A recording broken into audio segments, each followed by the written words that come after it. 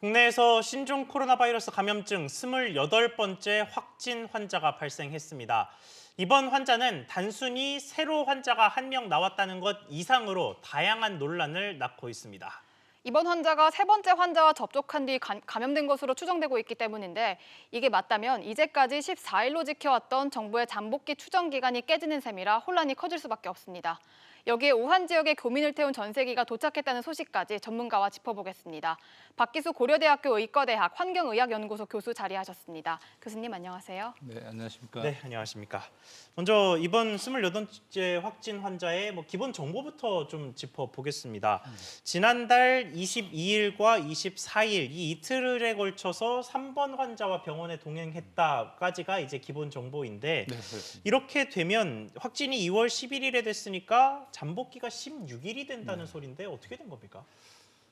이게 이제 오늘 신문에도 보니까 논란이 많이 있던데 기본적으로 지금 통상적인 이 신종 코로나는 메르스나 이제 기존에 있었던 사스하고 유사해서 병이 이제 다른 사람한테 감염이 된 다음에 예. 최대 14일까지 이제 되면 증상이 나타나는 걸로 되어 있습니다. 네. 그러니까 2, 3일 때 증상이 나타날 수도 있고 한 일주일 지나서 나타날 수 있는데 네. 이분 같은 경우에는 지금 16일에 증상이 나타났다고 할 수도 있고 아닐 수도 있다. 왜냐하면 기본적으로 이분은 그 전에 증상이 있는지 여부를 지금 확인을 안 한 상태이고 본인 스스로도 지금 이제 여기 성형외과 갔다 오신 분이어가지고 예. 이제 다른 약도 드시고 계셨던 걸로 있어서 예, 또 그중에 진통소염제도 네. 있다고 하더라고요. 그렇습니다. 진통소염제도 있고 특히 이제 이분 같은 경우는 30세 여성이고 건강하신 분이거든요.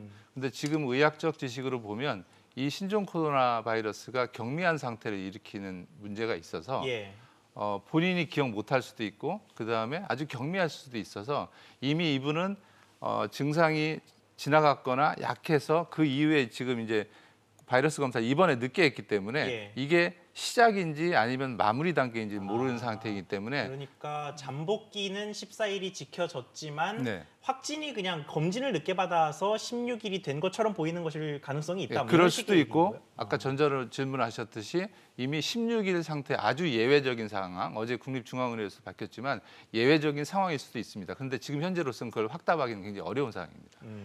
네, 중국에서는 이 잠복기가 24일까지 될 수 있다 이런 연구 결과를 내기도 했는데요. 이 지금 정부가 14일 기준으로 격리 등 각종 대책을 세워놨는데 이 기준이 바뀔 가능성도 있을까요? 현재로서는 바뀌기는 조금 어렵습니다. 왜냐하면 이건 뭐 전 세계적으로 기본적인 의학적 지식에 의해서 하는 거고요. 물론 지금 말씀하신 것처럼 중국에서 24일 정도까지도 잠복기가 있다고 하는데 그 논문도 사실은 이제 지금 저도 그래서 한번 확인을 해봤는데 예. 이 논문이 완전히 발행이 된 게 아니고 이제 논문 쓰시는 분은 알겠지만 초고라고 그래서 그렇죠. 이제 처음에 이렇게 발행을 하고 그 다음에 주위에 이제 피어 리뷰라고 하는데 다른 사람의 이제 검증을 받지는 아직 않은 상태입니다. 또 이 논문에서도 리미테이션 한계점에 이렇게 써 있는데 이분이 처음 접촉한 이후에 다른 사람을 중간에 접촉을 해서 그 다른 사람이 접촉을 해서 잠복기 이내에 그러니까 증상이 발현됐는지 그게 불분명하다고 본인도 써 있습니다. 그래서 그러니까 정확한 감염 시점을 특정하기가 어렵다. 이런 그렇습니다. 얘기인 건가요? 그러니까 최초 만난 사람은 24일이 됐는데 중간에 다른 사람이 접촉이 됐으면 이 사람한테 바이러스가 옮은 게 아니고 그 이후에 사람한테 옮았으면 마치 24일처럼 헷갈릴 수도 있는 최초에는 상황입니다. 감염이 안 됐다가 그랬을 수도 중간에 있습니다. 새로 감염이 돼서 24일처럼 보이지만 사실은 14일 이내일 수 있다. 뭐 이런 이야기인 셈이네요. 예, 그럴 수도 있고 정말로 첫 24일 일 수도 번째 있겠죠. 분이 걸려서 24일 돼. 이거 뭐 세계적으로 그래서도 굉장히 여기서 나왔지만 예외적일 수 있다는 게 나와 있습니다.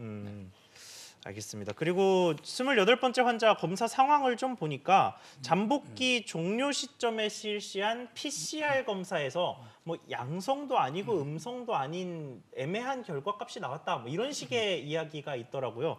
벌써부터 궁금한 게 두 개가 생기는데 이 PCR 검사라는 게 뭐고 또 양성, 음성 경계선의 결과라는 게 뭐 어떤 걸 의미하는 건지 네. 이 두 가지 설명 좀 부탁드리겠습니다. 이게 이제 국민들은 굉장히 답답하신 게 테스트했는데 합격인지 불합격인지 왜 딱 안 나오냐 그렇죠. 이런 얘기 굉장히 많이 하시거든요. 근데 이 PCR 검사라는 게 저희가 이제 유전자 이 바이러스 크기를 설명을 드리면 바이러스가 10의 마이너스 9승이라는 표현을 쓰는데 너무 작죠. 예. 그 바이러스를 이 볼펜 위에다 올려놓으면 36억 바이러스가 나옵니다. 그러니까 아. 지구 인구가 77억, 뭐 80억 되니까 예. 이 두 개면 지구 인구가 다 올라가는 셈인데 그러게요. 너무 작다는 얘기죠.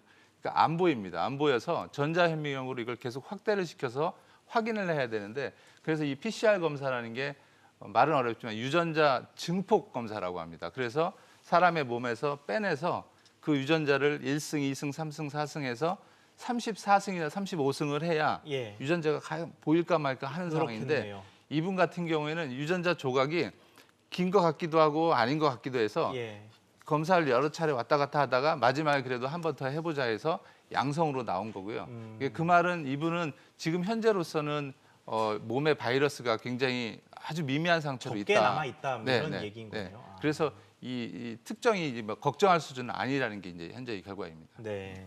네, 이번에는 28번째 환자에게 이 코로나를 옮긴 것으로 추정되는 세 번째 환자에 대해서 좀 얘기를 해보겠습니다. 이 3번 환자는 6번째 환자에게도 옮기기도 했는데요. 이렇게 되면 슈퍼 전파자라는 게 좀 생각이 날 수밖에 없는데 그렇습니다. 이럴 가능성은 얼마나 되나요? 예, 충분히 그럴 수 있고요. 옛날에 돌이켜 보면 우리나라도 이제 메르스가 2015년에 있었지 않습니까? 그때도 특정 환자가 평택 성모병원에 있다가 그렇죠. 이제, 병원 내에서 굉장히 삼성병원으로 많은 해서 사람들에게. 그때 당시에 186명 정도가 걸리셨는데 거의 절반을 이분을 통해서 직간접적으로 걸린 경우가 있고 사스 때 2009년에도 보면 홍콩의 메트로 호텔이라는 데서 한 사람이 그 층의 상당 부분을 감염을 시켰어요. 예. 그래서 통상 이제 슈퍼 전파자, 슈퍼 스프레더는 한 사람이 한 뭐 적게는 5명, 많게는 8명, 10명을 감염을 시키는데 지금 저 그림에 나오는 것만 봐도 예. 우연찮게 이분이 그렇게 할 수도 있는데 다만 이 슈퍼 전파자는 거는 기본적으로 본인이 나오는 그 증상에서 나오는 노출량 그리고 주위에 얼마나 가까이 있었냐 이런 걸 종합적으로 봐야 되기 때문에 지금 현재로서 뭐 슈퍼 전파자다 아니다 딱 짓는 것은 조금 명확치는 않습니다. 그렇군요. 알겠습니다. 그리고 이번 28번째 환자는 30대 말씀하신 것처럼 좀 젊은 층의 환자인데 이게 뭐 아직 국내에 뭐 28명밖에 없어서 뭐 유의미한 통계를 낼 정도로 많은 인원을 확보하지는 못했습니다만 사실 많은 인원이 확보돼도 안 되긴 하고요. 네. 그런데 이제까지 환자들만 놓고 보면 주로 30대에서 60대 사이 환자가 많았습니다. 70대 환자도 한 명밖에 없고 네, 네. 그보다 어린 환자는 뭐 거의 없는 20대 이하의 환자는 거의 없는 상황인데 이게 아주 어리거나 아주 나이가 많으면 이번 신종 코로나에 잘 감염되지 않는다. 뭐 이런 식으로 생각해도 괜찮을까요? 이제 기본적으로 이제 그렇게 생각하시면 많은 것 같아요. 물론 예. 말씀하신 사회자도 말씀하시지만 이른바 샘플이 얼마 안 되기 때문에 근데 기본적으로 이렇게 사회 활동이 많으신 분들이 30대, 40대, 50대 이 정도입니다. 그래서 예. 의학적으로는 그 노년층이나 그 아주 어린 분들이 면역력이 세다라고 할 수는 없고요. 상식과 없어서 좀 다른 결과라서도 좀 관심을 그렇습니다. 갖고 그래서 이게 이제 이 숫자가 많이 커져야 돼서 하는 거고요. 예. 과거 메르스 때나 다른 때도 이제 왜 이렇게 아이가 안 걸리거나 없냐 이런 얘기인데 사실은 아이가 이렇게 활동을 엄청나게 뭐 놀러도 많이 가거나 그런 경우는 아니고요. 지금 방학도 아닌 상황에서 뭐 그런 경우도 있고 또 하나는 하나의 가설은 아이들은 면역 체계가 아직 완성이 되지 않았기 때문에 예. 기본적으로 그냥 쉽게 본인도 모르는 사이에 지나간다. 그래서 이렇게 이른바 스크리닝 선별이 안 된다 그런 설도 있는데 네. 아직까지 과학적으로는 뭐 그 입증된 건 아닙니다. 그렇군요. 그러니까 체질이나 뭐 면역력보다는 아무래도 접촉의 가능성 때문에 요 30대, 60대 사이의 환자가 많다. 뭐 이런 네. 식으로 이해하면 될 것 예, 같습니다. 그렇습니다. 네, 상태가 호전된 환자들의 완치 사례도 이어지고 있는데요. 이 완치까지의 과정이 좀 궁금합니다. 이 에이즈 치료제를 사용한다는 말도 있는데 이게 맞나요? 네, 이거는 이제 먼저 바이러스를 먼저 설명을 드리면 예. 지금 현재 신종 코로나나 메르스나 그다음에 사스나 이게 그냥 사촌지간입니다. 쉽게 얘기하면 예. 코로나 사촌지간이어서 한 사람의 기질도 비슷하죠. 그래서 한 사람한테 듣던 거는 다른 사람한테 듣는 경향이 있어서 예. 이게 또 RNA 바이러스라고 해서 바이러스가 이제 비슷한 거고요. 그래서 이 HIV 치료제라는 칼레트라하고 또 이제 말라리아 치료제하는 클로르킨이라는 걸 쓰는데 이게 기본적으로 지금 약의 기전은 규명은 안 됐지만 잘 예. 먹히는 경향이 있습니다. 그러니까 왜 효과를 보는지 네. 모르겠지만 일단 효과를 보고 있다. 뭐 예, 이런 아까 식인 제가 건가요? 말씀드렸던 것처럼 같은 형제들이니까 예. 잘 좀 먹혀서 기본적으로 바이러스를 억제하는 효과가 있기 때문에 이제 이거를 지금 쓰고 있고 다른 분들도 지금 이렇게 효과를 보고 있는 상황이어서 이건 뭐 전 세계적으로 그렇습니다. 네. 쓰고 있는 거에서 이제 이거가 어느 정도 효과를 발휘하는지는 나중에 가서 정확하게 A라는 약을 투입하고 B라는 약을 투입한 거 효과가 나면 그거를 이제 실제 치료제로 확정을 하는 단계인데 현재로서는 이제 기존에 있던 치료제를 계속 사용하고 있는 그런 상황입니다. 그렇군요. 알겠습니다.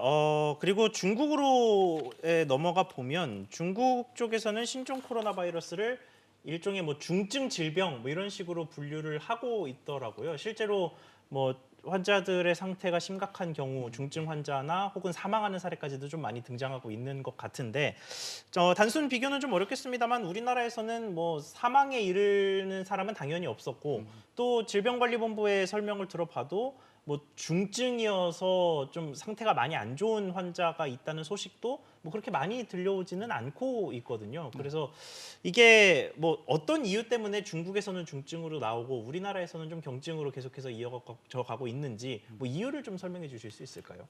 첫 번째로는 중국에서의 상황은 발원지이기 때문에 예. 처음에는 사람들이 잘 모릅니다. 그래서 병원에 오는 케이스가 대부분 왠지 모르고 많이 아파서 오기 때문에 기본적으로 중증이 샘플이 되는 거고요. 네. 그러다 보니까 중증에서 사망하시는 분이 높기 때문에 참고로 지금 오늘 아침에 보니까 중국 우한에서는 3만 3천 명이 걸려서 1,000명 정도. 그러니까 치사율이라고 하는데 돌아가신 분들이 3.3% 되는데 우리나라는 뭐 보시다시피 28명 당연히 안 돌아가셔야 되는 네. 거고요. 매우 건강한데 한국에서는 기본적으로 이렇게 건강하신 분들이 활동을 많이 하시던 분들이 걸려서 그리고 또 중국은 지금 병원에 가도 치료를 못하는 경향이 굉장히 예, 많습니다. 뭐 마비가 약도 됐다 이런 얘기들이 그렇습니다. 그래서 치료를 못하니까 당연히 중증이나 사망이 높아질 수밖에 없고요. 우리나라는 뭐 지금 굉장한 치료를 많이 하고 있고 또 건강한 데다 하기 때문에 앞으로도 뭐 사망률이 당연히 없어야 되겠지만 기본적으로 우리는 굉장히 건강한 상태. 그러니까 두 개를 같이 비교하는 게 조건이 다르기 때문에 적절한 건 아닌 것 같습니다. 그러니까 바이러스의 차이보다는 조건의 차이가 지금 중증과 경증의 여부를 갈랐다 뭐 이런 식으로 좀 이해가 됩니다. 그렇습니다. 네, 이번에는 조금 전에 도착한 전세기 소식 짚어보겠습니다. 이 국내 세 번째 전세기가 도착을 했는데 이 이후의 절차는 1, 2차 때와 좀 비슷할까요? 예, 똑같습니다. 그 이번에 이제 오늘 아침 6시 반에 이미 도착을 했고요. 예. 당초에 170명 정도를 예상을 했는데 아마도 이제 국적 중국 분들이 있다 보니까 가족관계 증명서 뭐 이런 거 하면서 조금 이제 좀 못 오신 분들이 있어요. 현재 아침에 보니까 140명 정도 예. 오셨다고 하고요. 똑같이 14일간 그 안에서 격리되고 각자 방을 쓰고 이제 검사는 매일 받고 본인이 증상이 있으면은 이제 앞에 그 관계자들한테 신고를 해서 처치가 되고 혹시라도 이번에 양성이 나오면 똑같이 이제 다른 격리실 통해서 아까 말했던 치료제를 통해서 치료를 받고 그렇게 회복될 것으로 예상합니다.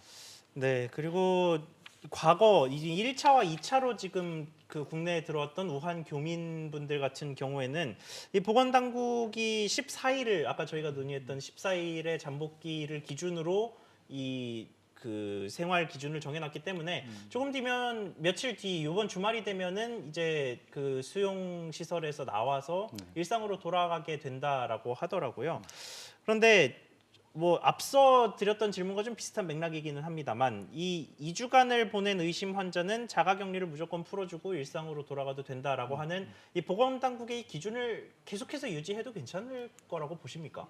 현재는 이게 이제 전 세계적으로 이 문제에 관해서 의학적으로 통일이 된 거고요. 아까도 말씀드렸지만 16일이다, 뭐 24일이다 이거는 그 길 수도 있고 아닐 수도 있기 때문에 기본적으로 그렇게까지 하면은 뭐 기간이 엄청 늘어나지 않습니까? 예. 그래서 이분도 현재로서는 아마 지금 토요일 날 366명, 일요일 날 334명에서 각각 이제 고향으로 돌아가서 고향에서 활동을 할 텐데 네. 이게 우리 국민들도 그렇고 저희도 그렇고 좀 이걸 믿어 주셔야 될 게 만약에 정말 예외적으로 발병을 추가로 혹시라도 만에 하나도 할 수 있지만 이분들이 그냥 가서 뭐 여기저기 친구 만나고 막 접촉하고 그러시지는 않을 거고요. 아마도 네. 이제 이런 건강 준칙이 있기 때문에 마스크도 쓰시고 기본적으로 본인이 다른 분과의 접촉을 최대한 줄이려고 하기 때문에 그냥 반갑게 맞아주시고 좋은 인사를 하시면 좋을 것 같습니다. 네, 알겠습니다. 오늘 말씀 여기까지 듣겠습니다. 지금까지 박기수 교수님과 함께 했습니다. 교수님 오늘 말씀 감사합니다. 네, 고맙습니다. 감사합니다.